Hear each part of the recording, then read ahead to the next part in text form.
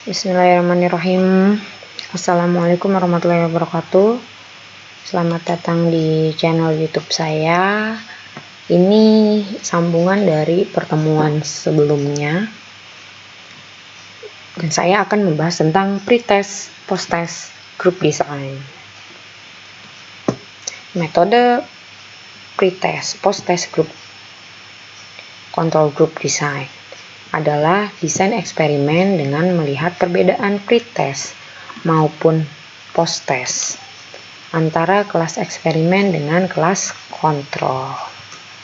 Adapun contoh dari sebuah sekolah akan menguji hasil belajar IPA menggunakan metode learning cycle 5E dan konvensional. Apakah lebih baik atau tidak, dan diperoleh hasil berikut. Misal ada nama ya, ada 5 anak. Nilainya yang pertama T1 gitu kan, 5E, yang T2 konvensional ya.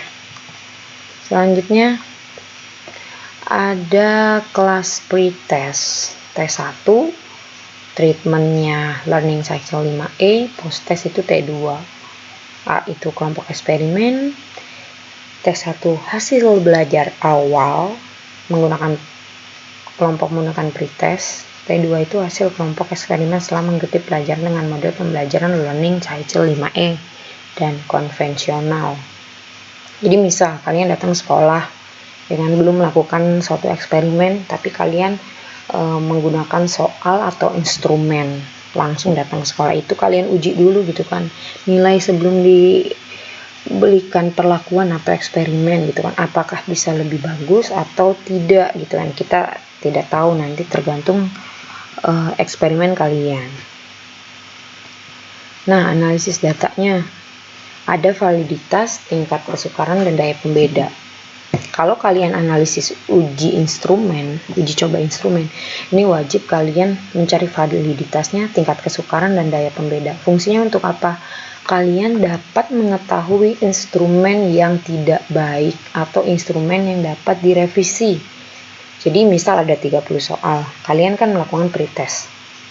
Di 30 soal itu pasti ada namanya soal yang tidak cocok untuk digunakan saat eksperimen, atau baiknya diganti gitu kan. Nah, dari 30 itu yang bagus 25.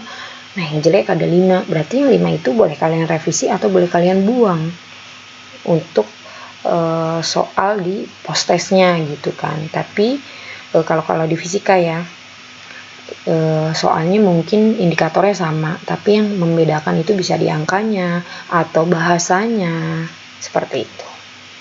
Ada contoh pada sebuah pretest ada kelas A dengan 5 soal sistem pilihan ganda sebagai berikut. Nah, nanti kalian kalau pilihan ganda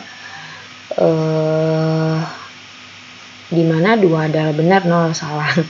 Harusnya sih 1 ya yang benar, 0 salah. Harusnya 1 0 1 0 gitu kalau kalian menggunakan pilihan ganda gitu kan, atau ya tidak, itu harusnya 1 dan 0. Tapi kelompok ini pakainya 2 dan 0. Nah, problem sama aja. Analisis validitas digunakan untuk mengetahui valid tidaknya item test. Nah, ini pakai rumus koefisien kolerasi antara X dan Y. Nah, ini ya, ini kepake nih hitungan kalian untuk mencari validitas. Ini rumusnya biasa ya, kalian udah pernah latihan di tugas terstruktur ya kan. Ini keterangannya, syarat agar soal dapat dikatakan valid dan dapat digunakan adalah apabila nilai R yang kita hitung, R hitungnya lebih besar dari nilai R yang ada pada tabel.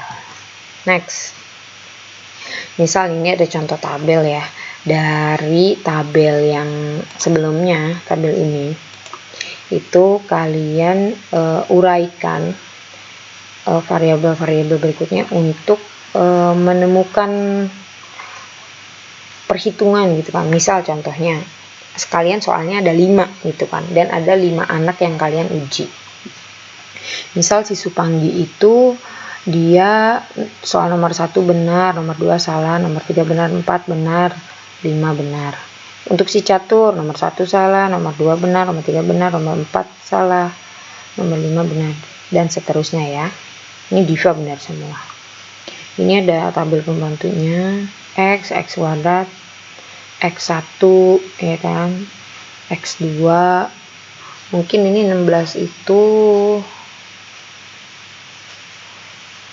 didapat dari perhitungan ya, 2 kali 8 16 ya kan, dari 2 kali ini kan ada 8 soal yang benar, kalau ini 6 soal yang benar, ini 10 gitu kan. Nah dari sini ini kalikan per item ya, ini 0 kali 8 ya 0 gitu kan, ini 2 kali 6 ya 12 kalau ini, dan sebagainya. Nah ini dipangkatkan hasil dari ini soalnya ya, benarnya dari soalnya 2 pangkat 2 4 dan seterusnya dijumlahkan. Nah untuk R tabelnya karena N 5, taraf signifikan 5% ya biasa, maka 0,878. Next, ini perhitungannya, nanti kalian uraikan atau jabarkan. Jika ada kesalahan silahkan diskusikan di grup WA. Nah ketemulah RX Y nya 0,375, dia lebih kecil dari L tabel, maka soal tidak valid untuk soal nomor 1. Oke, untuk soal yang lainnya mungkin kalian bisa hitung ya valid atau tidaknya. Ini contoh dari kakak tingkat kalian sebelumnya, tapi bisa kalian jadikan pelajaran. Next, analisis indeks kesukaran. Tadi kan validitas, sekarang analisis indeks kesukaran. Cara menganalisis untuk menentukan tingkat kesukaran soal adalah menggunakan rumus I sama dengan B per N. I indeks kesulitan untuk setiap butir soal, B banyaknya siswa yang menjawab benar setiap butir soal, N adalah banyaknya yang memberikan jawaban pada soal yang dimaksud. Next, kita kasih contoh. Misal dari yang tadi kan, soal nomor 1, 2, 3, 4, 5 tadi kan, ada bedanya nih, nomor 1 mudah, nomor 3 sedang. Kita coba cari mungkin nomor 1 ya. B benarnya 4, jumlahnya ada 5, berarti 0,8 berarti mudah. Menurut kriteria yang sering diikuti indeks kesukaran, diklarifikasikan sebagai berikut. Soal dengan P 0 sampai 0,3 adalah soal kategori sukar. Soal dengan P 0,31 sampai 0,7 adalah kategorikan sedang. Soal dengan P 0,71 sampai 1,00 adalah soal kategori mudah. Nah ini sebenarnya bisa dipakai. Nah, analisis daya pembeda soal. Salah satu tujuan analisis kuantitatif soal adalah untuk dapat tidaknya suatu soal itu membedakan kelompok dalam aspek yang diukur sesuai dengan perbedaan dalam kelompok itu. Menentukan daya pembeda itu menggunakan rumus ini. DP sama dengan BA per JA min BB per JB. Keterangan, JA jumlah kelompok tinggi, JB jumlah kelompok rendah, BA banyaknya peserta kelompok tinggi yang menjawab soal dengan benar. DB adalah banyaknya peserta kelompok rendah yang menjawab soal dengan benar. Jadi antara tinggi dan rendah ya. Kita lanjutkan ke perhitungan yang sebelumnya. Mengurutkan dari peserta memperoleh skor tinggi menuju peserta yang memperoleh skor yang rendah.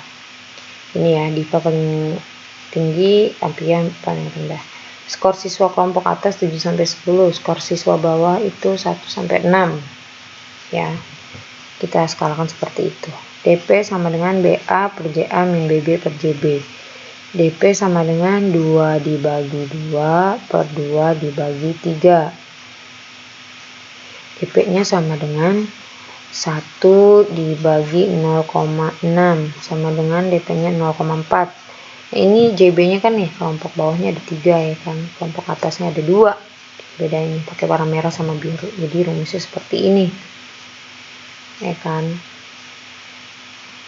Next.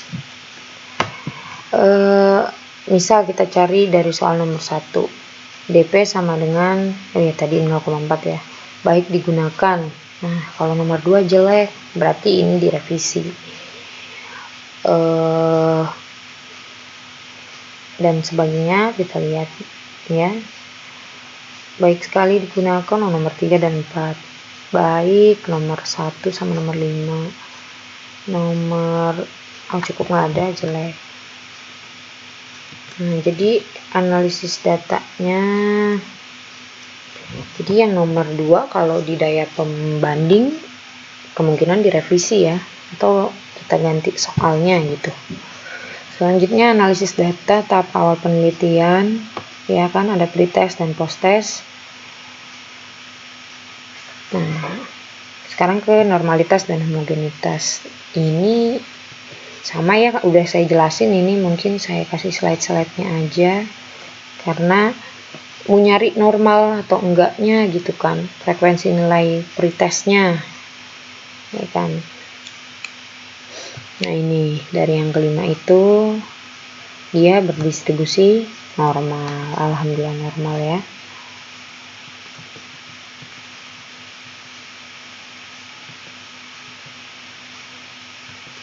Pretest, posttest, ini dari yang tabel awal ya, kalian hitung normalitasnya, alhamdulillah normal.